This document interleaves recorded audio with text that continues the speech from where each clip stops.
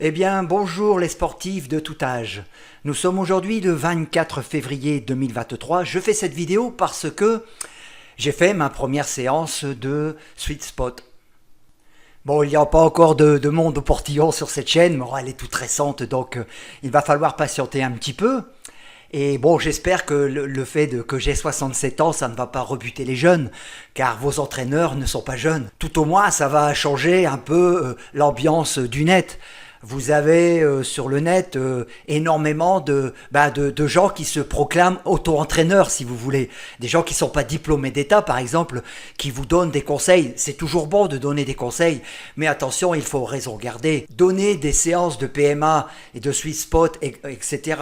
à des gens et qu'on n'est pas soi-même professionnel de la question, c'est que dans un club, on vous oblige à faire un électrocardiogramme, genre test d'effort. C'est pas pour rien, c'est pour savoir où vous en êtes au niveau cardiaque. Donc vous allez voir votre toubib, et puis c'est remboursé par la Sécu, c'est normal. C'est la première chose à faire à partir du moment où on commence une activité sportive, où on va commencer à actionner le cœur au-dessus de ce qu'il peut dans sa journée habituelle. Alors sur mes vidéos, je ne vais pas parler que de moi-même, pas du tout. Ma carrière sportive est sur le déclin, elle est terminée. Mais moi, je me fais encore vachement plaisir en roulant, en montant l'école, etc. Cette année, par exemple, je vais faire l'Ardéchoise. Vous voyez, c'est quand même 221 km et on va se régaler parce que c'est magnifique l'Ardéchoise, pour ceux qui connaissent. Et on pourra peut-être se rencontrer là-bas, pourquoi pas. Ensuite, je vais voir pour l'étape du Tour. Si je ne la fais pas avec les 20 000 participants, si j'en ai pas le temps, je pense que j'irai la faire avec mon camping-car, en prenant quelques jours de vacances et j'irai grimper, faire cette étape du Tour, de toute façon. Donc on va venir sur cette petite vidéo aujourd'hui. Je vais vous parler de ma première séance de Sweet Spot. Pour ceux qui ont vu mon test FTP que j'ai fait il y a quelques jours, bon, on peut dire que par rapport au Sweet Spot, c'est ce test FTP, j'en ai vraiment la preuve, il a été bâclé, quoi. Il a été complètement manqué. Bon, c'était l'essai de mes nouvelles pédales Favero, quoi, Assioma. Elles sont très bien comme pédales en définitive. Bon, j'ai pas pris les duos, hein. J'ai pris uniquement la Uno. Bah, ça me suffit de toute façon parce que j'ai pensé que, étant donné que les batteries sont incorporées, si on a un problème avec ce genre de pédale, bien c'est près de 400 € pour la changer à chaque fois, quoi. Alors changer le corps à l'intérieur simplement, parce que cette batterie, elle n'est pas interchangeable. Ça, c'est un gros inconvénient par rapport à d'autres pédales. C'est ce qui permet d'avoir un coût, de toute façon, nettement moins cher. Toute batterie a une usure, comme dans les voitures, comme dans les vélos, etc.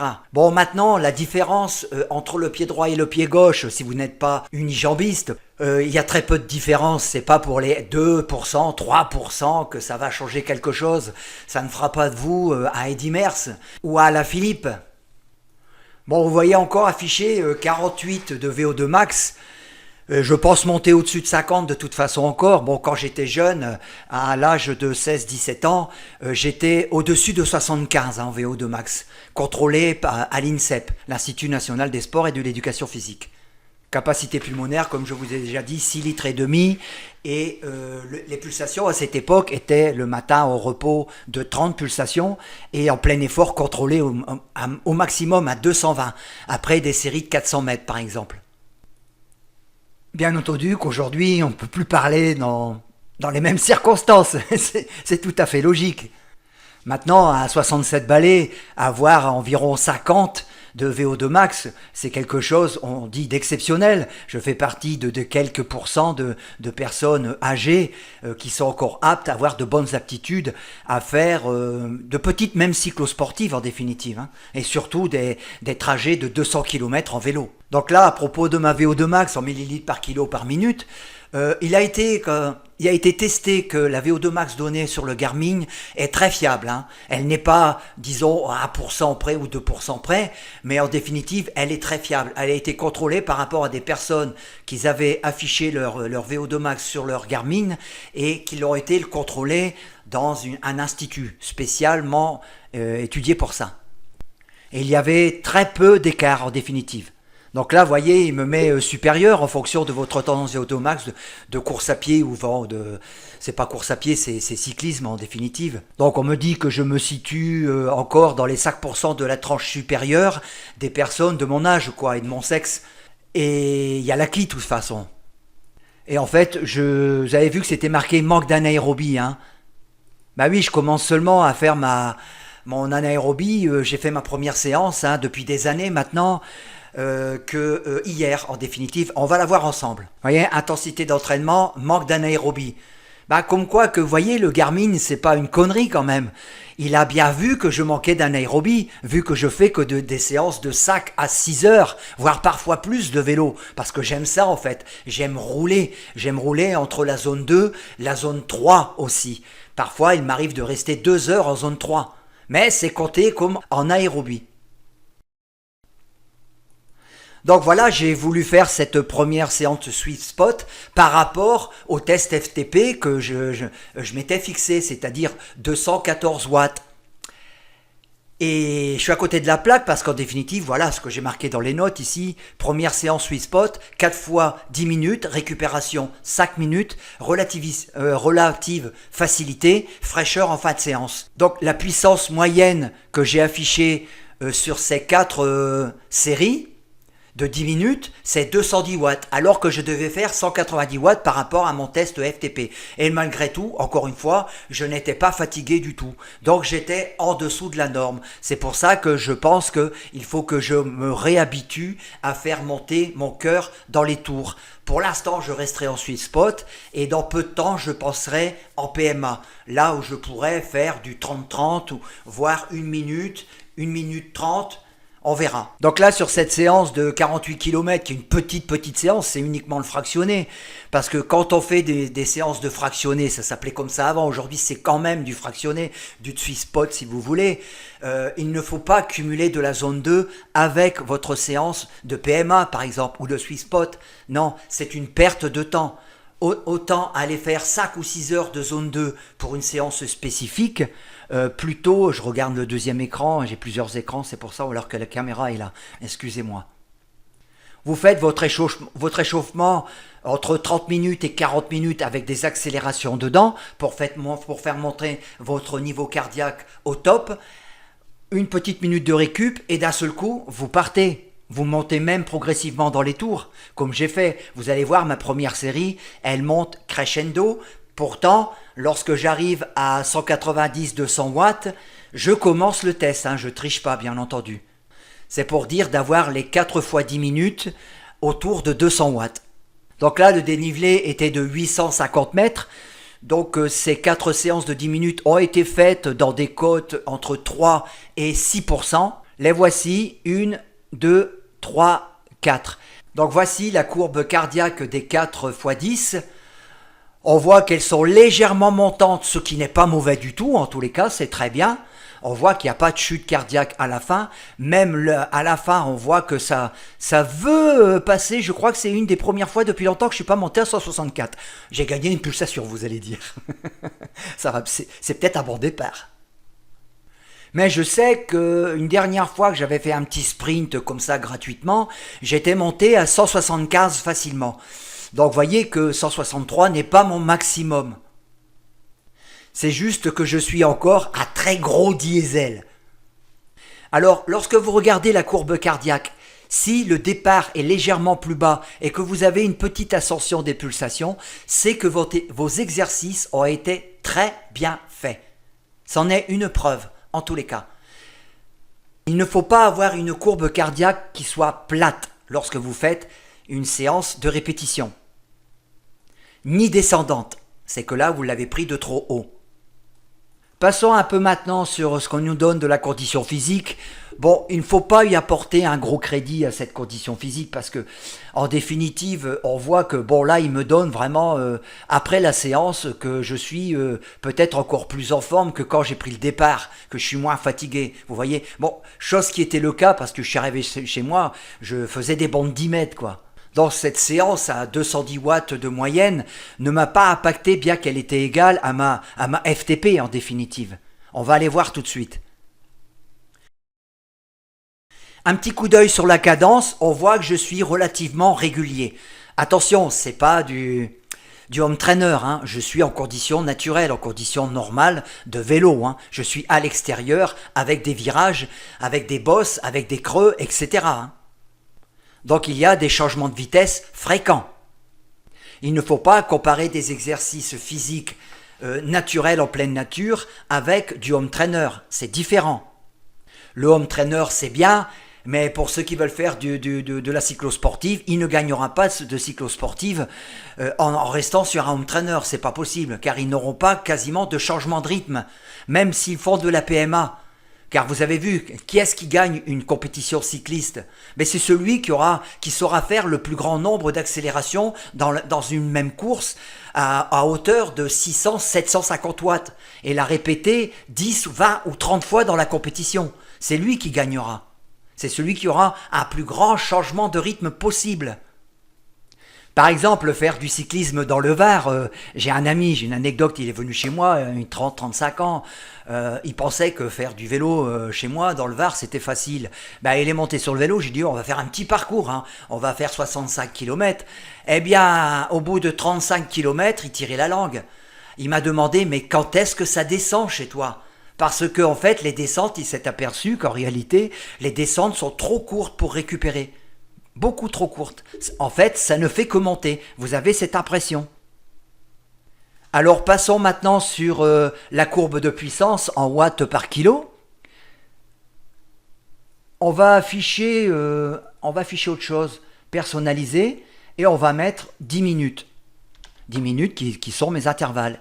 Voilà, donc il va me sélectionner les intervalles de 10 minutes. Voilà. Donc, vous voyez, la puissance moyenne est 210 watts. 210 watts sur les 4 séances, je crois même que la dernière, je suis monté jusqu'à 250 watts, 260 watts sur la fin. J'alterne entre 3 à 4 watts par kilo. Je fais 62 kg et demi maintenant, 600, donc 62 kg et demi. Alors on le voit sur la première, donc on voit ici cette petite montée. C'est juste pour arriver aux pulsations cardiaques adéquates et aux watts, c'est-à-dire je voulais partir sur 190 watts. Et là, on voit que la première, je me suis aperçu vite que j'étais en dessous. 190, 200 watts, c'était pas suffisant. C'est pour ça qu'à partir de la deuxième, troisième et quatrième, j'étais au-dessus de 200 watts. Et là, je me sentais mieux. D'ailleurs, vous voyez que sur la route du retour, je m'embêtais un peu. On voit que on est quasiment sur les mêmes niveaux que le sweet spot, que les 4 séances de sweet spot. Vous voyez, je suis monté, il y a une petite descente, mais j'avais le vent de face, il y avait un vent très fort. Je suis monté jusqu'à 47 km/h pour le retour jusqu'à chez moi. Donc preuve que j'étais pas affecté par ces 4 séries. On va d'ailleurs les voir en vidéo. Alors voilà ce qui me marque, hein.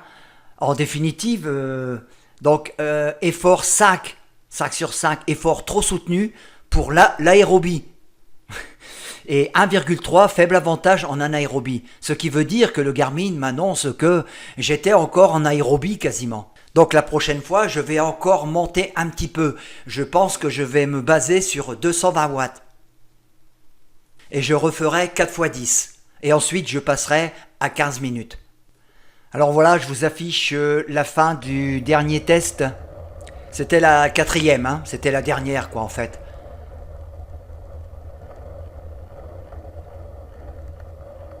Voilà, j'ai toujours été en moyenne autour de 200, 210. Parfois avec des pics montant jusqu'à 240. Parce que bon, le terrain est irrégulier, hein, c'est pas facile. Bon, sur un home trainer, c'est facile de gérer. Mais bon, la réalité, c'est autre chose, hein.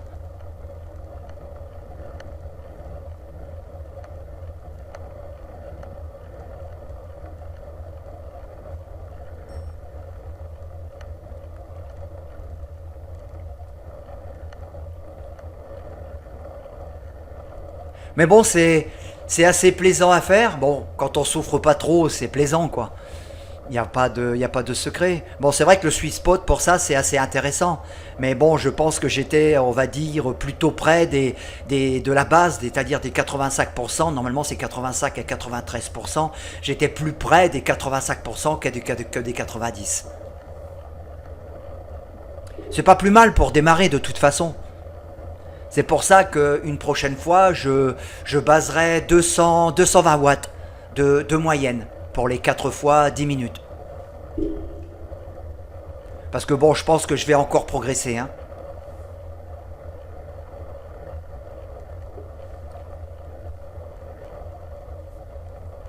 Bon là, j'arrive sur la fin. J'arrive au rond-point de Tourtour, pour ceux qui connaissent Tourtour.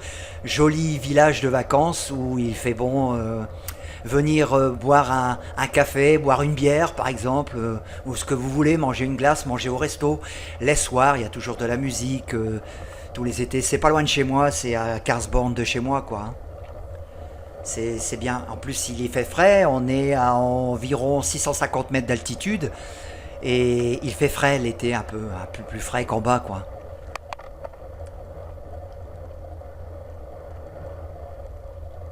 Là, vous avez le parking à gauche quand vous arrivez. Il y a un grand parking pour se stationner. Parce que c'est blindé hein, l'été. Voilà, là, là j'ai fini le test. Voilà. Là, je vais faire demi-tour. Et je vais redescendre. Donc là, je suis reparti relativement vite. Hein. J'avais rien à récupérer. En définitive, on voit encore le cœur. Il commence déjà à descendre d'ailleurs. Donc il y a encore beaucoup de potentiel là-dedans. Et puis je vais vous montrer ce que je mangeais. C'est-à-dire que quand moi je fais du vélo, même en fractionné ou des séances de 5 ou 6 heures, ou des séances plus fortes, bon, je ne me gave pas d'hydrate de carbone en définitive. Là je vais vous montrer ce que j'étais en train de manger. Quand j'ai fini ma séance, je mangeais déjà quoi. J'ai pas assez essoufflé pour ne pas manger. Vous voyez, donc je vous parlais de, bon, beaucoup de cyclistes mangent trop d'hydrates de carbone quand vous faites du vélo. Que vous preniez une barrette, oui, ça peut aller, quoique attention, aujourd'hui, vous avez vu qu'on met des insectes dedans, on met de la bave de cafard, si vous voulez. Hein. Donc, par contre, ce qui est mauvais au niveau digestion humaine, c'est que l'homme ne tolère pas la chitine, qui est une des compositions de la protéine des cafards et des insectes, et on en fait aujourd'hui de la farine, qu'on met surtout dans les barrettes, dans les préparations de plats, tout près, dans la biscuiterie, etc. Hein. C'est un autre débat, on pourra en reparler, en définitive. Donc là, qu'est-ce que j'ai mangé sur cette séance de 50 km? Eh bien, simplement ce que vous voyez là, j'en ai pris que la moitié. C'est-à-dire ces 2 tranches de pain qui sont pas très, très grosses. À l'intérieur, il y a un peu de beurre, il y a du kiwi coupé en grosses rondelles, et j'en ai mangé la moitié à la deuxième séance. Bien sûr, j'avais mon bidon où j'ai bu la moitié du bidon de produits avec un peu d'hydrate de carbone dedans, le plus light possible. Et puis j'ai pris du guarana, c'est tout ce que j'ai pris pour cette séance. Et quand je fais une séance de 6 heures, hein, plus de 120-130 km, avec beaucoup de dénivelé, hein, plus de 2000 mètres de dénivelé dans le Var, attention. Hein. Là, je prends une barrette, mais les barrettes que je fais moi-même, avec des farines spéciales. J'achète pas de produits tout faits dans le commerce. Je fais mon alimentation moi-même, que je prends sur le vélo, de façon à ne pas être malade, et puis à savoir ce que je mange surtout. On en reparlera. Je relance. Bon là, c'est parti. Hein. Là, je vais rentrer à la maison. On va avancer un peu. Parce que là, j'avais un peu de vent de face, et puis je faisais gaffe parce qu'il y avait tombé une petite pluie et ça glisse dans les virages. Hein. Donc on va avancer un peu.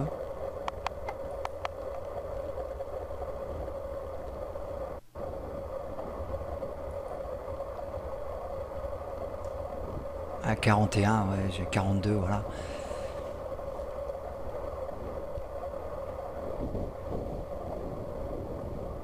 Donc je me suis fait plaisir pour revenir, quoi.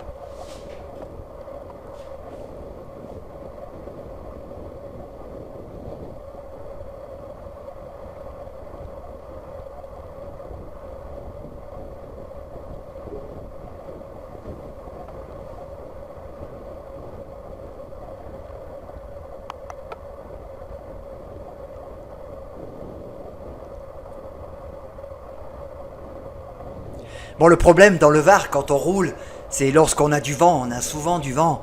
Et moi qui roule souvent très seul, vous avez le vent de face, c'est terrible quoi. Donc quand vous calculez vos parcours, toujours calculer le vent de face pour la boucle, de façon ensuite revenir 47 km/h, vous voyez. Donc là je me suis donné à cœur joie en définitive pour terminer la séance quoi.